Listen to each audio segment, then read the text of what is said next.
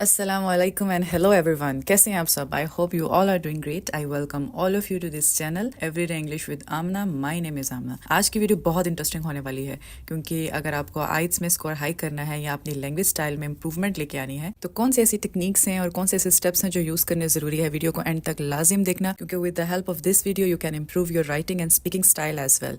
And today video specially for दोस्त जो comments करते हैं और रेलिवेंट क्वेश्चंस पूछते हैं। सीरियसली मुझे बहुत अच्छा लगता है।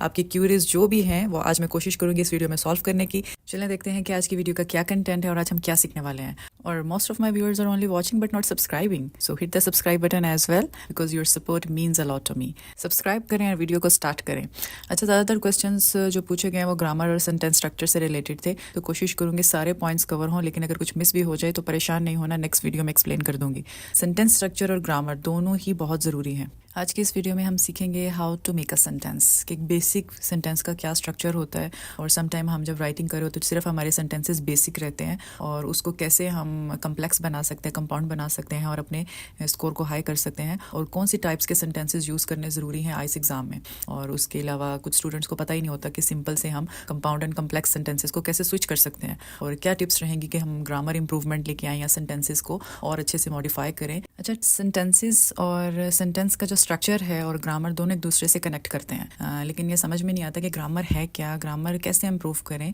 जस्ट इतना अंडरस्टैंड कर लें कि ग्रामर हमें स्ट्रक्चर प्रोवाइड करता है, लाइक कह सकते हैं कि सेट ऑफ रूल्स, और हमें परफेक्ट सेंटेंस लिखने के लिए स्ट्रक्चर या कोई फॉर्मूला पता होना चाहिए ताकि हम उसके अकॉर्डिंगली अपने सेंटेंस को कंस्ट्रक्ट कर सकें। और अगर स्कोर इंक्रीज करना है तो ग्रामर, रेंज एंड एक्यूरेसी का पार्ट सबसे ज़्यादा ज़रूरी है, क्योंकि इसके बाद सिर्फ आपको वोकैबुलरी कलेक्शन ही करनी है ज़्यादा टॉपिक से रिलेटेड, और ये पता होना चाहिए कि आपको where you need to use such type of words जो टॉपिक से रिलेटेड वोकैबुलरी वर्ड्स रहेंगे, और उनका एक्यूरेट यूजेज भी आपको ग्रामर से ही समझ में आ जाएगा। अगर इस पार्ट को आप अच्छी तरह से अंडरस्टैंड कर लेते हैं तो बाकी उसके बाद सिर्फ वोकैबुलरी की कलेक्शन को आपने बूस्ट करना है, तो आपका यहीं से बहुत ज़्यादा स्कोर इन्हांस हो जाएगा। आप यहाँ पे आप ये देख लें, बैंड 5 वाले जो हैं वो सिर्फ limited range of structure use कर रहे हैं, और अगर वो कम्प्लेक्स सेंटेंसेस भी यूज़ कर रहे हैं तो वो एक्यूरेट नहीं है।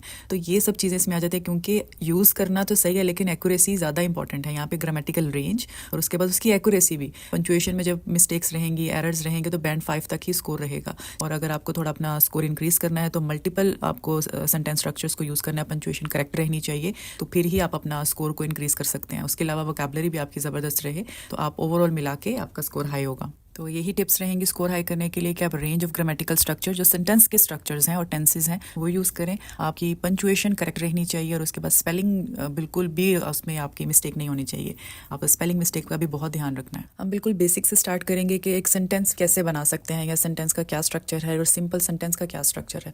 A simple sentence contains a subject and a verb, and it may also have an object and modifiers. However, it contains only one independent clause. सिर्फ सिंपली आप इतना समझ लें कि सेंटेंस को कंस्ट्रक्ट करने के लिए, एक सिंपल सेंटेंस बनाना है तो 3 चीज़ें सबसे ज़्यादा ज़रूरी हैं उसमें, सब्जेक्ट, वर्ब एंड ऑब्जेक्ट। अब इसको और क्लियरली समझ लेते हैं कि सब्जेक्ट क्या है, वर्ब क्या है और ऑब्जेक्ट क्या है। तो सिंपल वर्ड्स में मैं बताती हूँ। जब भी हमारी डे टू डे लाइफ में कोई हम एक्टिविटी करते हैं, जैसे मैं खाना खाती हूँ, मैं पानी पीती हूँ, या कुछ भी हम एक्शन देखते हैं, या मैं कुछ खरीदती हूँ, या कुछ भी हम करते हैं, तो उसमें सब्जेक्ट होता है जो करने वाला होता है, जो एक्शन कर रहा होता है। जैसे आई हो गया, या कोई आई वो यू दे, या इस तरीके से जो करने वाला होता है, जो एक्शन कर रहा है, तो उसको हम सब्जेक्ट बोलते हैं। और जो एक्शन हो रहा है उसको हम वर्ब बोलते हैं। जैसे मैं खाना खाती हूँ, आई ईट फूड, तो इसमें ईट क्या है, वो हमारा वर्ब हो गया, वो एक्शन हो गया। और ऑब्जेक्ट क्या है, जिसके ऊपर काम हो रहा है, जो एक्टिविटी जिसकी वजह से हो रही है। For example, I purchase a laptop, तो यहाँ पे मैंने एक्शन, पर्सन डूइंग एक्टिविटी आई, और एक्टिविटी क्या हुई, परचेज्ड, खरीदा, और अ लैपटॉप क्या खरीदा,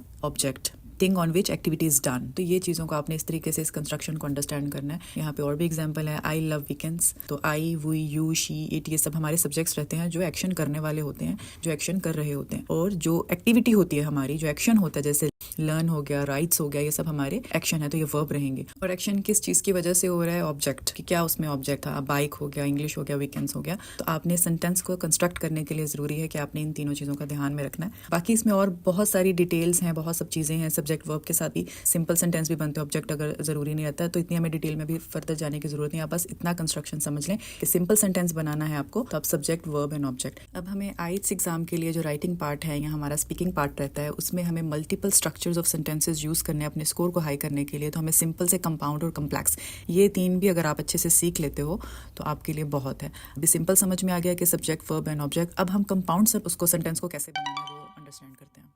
Compound sentence contain at least two independent clauses. These two independent clauses can be combined with a comma and a coordinating conjunction or with a semicolon.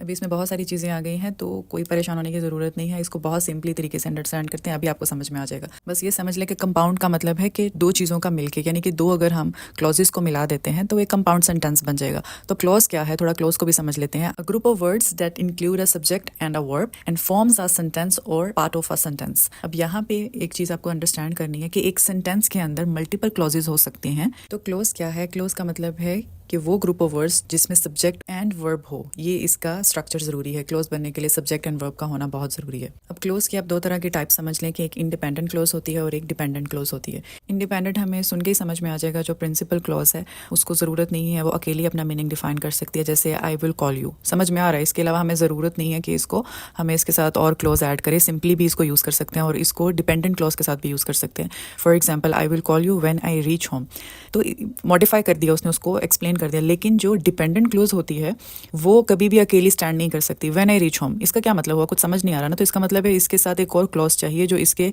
Meaning को explain करे, तो उसे dependent कहते हैं। जो dependent है उसका मीनिंग अकेले खुद में वो नहीं अपना एक्सप्लेन कर सकती, इसलिए वो डिपेंडेंट है। जो इंडिपेंडेंट क्लोज रहेगी तो वो अपना मीनिंग खुद अकेले भी एक्सप्लेन कर सकते हैं। आई विल कॉल यू, मैं तुम्हें कॉल करूंगी, ठीक है, ये समझ में आ गया। अब ये दोनों क्लॉजेज मिलकर क्या बनाती है? एक सेंटेंस बनाती हैं। एक सेंटेंस के अंदर मल्टीपल क्लॉजेज हो सकती हैं। अब जब हमें कंपाउंड सेंटेंस बनाना है तो उसके अंदर हमें मल्टीपल क्लॉजेज को यूज करना है। सिंपल, जैसे एक सेंटेंस का स्ट्रक्चर तो हमने समझ लिया, सब्जेक्ट, वर्ब एंड ऑब्जेक्ट।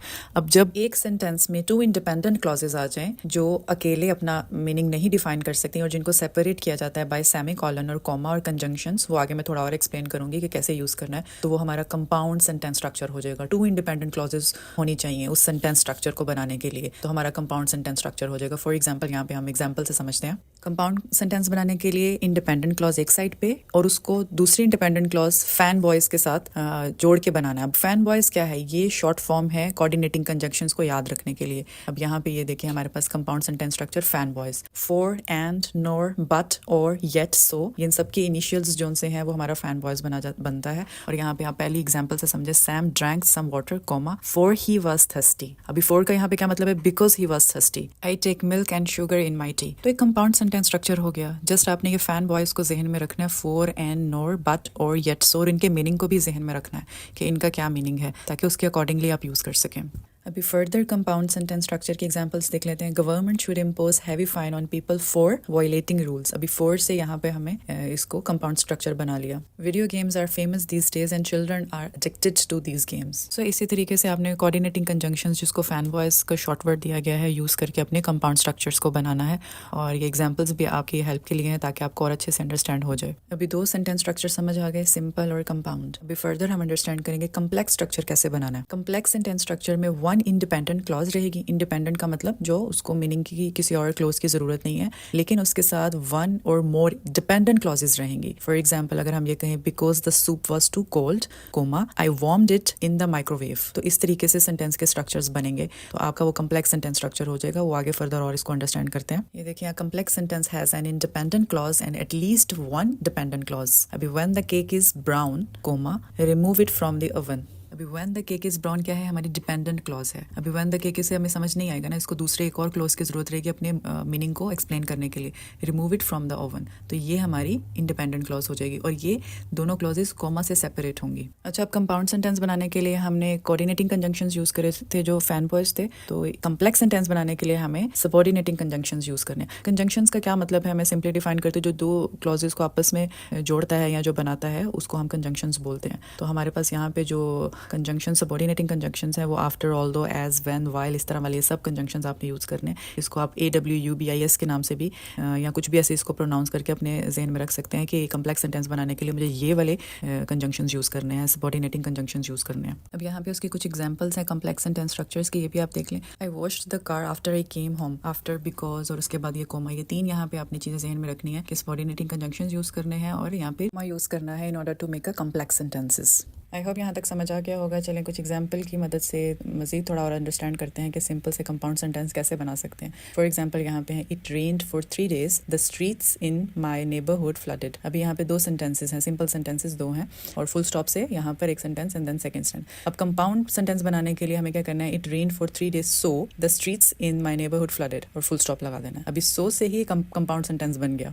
यहाँ पे देखें एंड यूज करके सेंटेंसेस वही सेम रहेंगे बट आपने फुल स्टॉप की जगह पे कोऑर्डिनेटिंग कंजंक्शंस जो मैंने बताया था फैन बॉयज वो वाले कंजंक्शंस यूज करके कंपाउंड सेंटेंसेस बनाने हैं। फर्दर हम देखते हैं कि अगर सिंपल सेंटेंसेस हैं तो उनको कॉम्प्लेक्स कैसे बना सकते हैं। I did not go to the meeting full stop I was sick. अब यहाँ पे इसको कॉम्प्लेक्स बना देना, I did not go to the meeting because I was sick. Simply बस ये रूल को आपने जहन में रखना है कि कंजंक्शंस यूज करके हमने कैसे सिंपल से कंपाउंड एंड कॉम्प्लेक्स सेंटेंसेस को बनाना है। आई होप यहाँ तक समझ आ गया होगा और अपने स्कोर को इंक्रीज करने के लिए आप सिंपल से कंपाउंड एंड कॉम्प्लेक्स सेंटेंसेस को यूज करें। फर्दर जो मैं नेक्स्ट वीडियोस में बात करूंगी ऐसे को कैसे प्लान करना है, फुल ऐसे की एक डिटेल वीडियो भी मैं अपलोड करने वाली हूँ और बॉडी पैराग्राफ्स को कैसे कंस्ट्रक्ट करना है और डेफिनेटली ग्रामर के ऊपर तो अब वीडियोस और मजीद बनती रहेंगी। पार्ट्स ऑफ स्पीच पे बात करनी है, उसके अलावा भी और कैसे सेंटेंसेस को अपने सेंटेंस स्ट्रक्चर्स को और अच्छे से कर सकते हैं, टेंसेस पे बात करनी है। अभी फर्दर भी डिफरेंट टॉपिक्स के ऊपर मजीद वीडियोज़ में अपलोड करती रहूँगी। So this is the end of the video. I hope you like it. अब कुछ भी क्वेश्चन रहें, क्यूरीज रहें, आप कमेंट करें। मुझे बहुत अच्छा लगता है आपके मैसेजेस देके और मैं कोशिश करती हूँ कि जो भी आपके क्वेश्चन हैं या जो भी आपकी क्यूरीज हैं उसको सॉल्व करने की कोशिश करूँ। And don't forget to subscribe my channel. Subscribe भी करें एंड टेक केयर।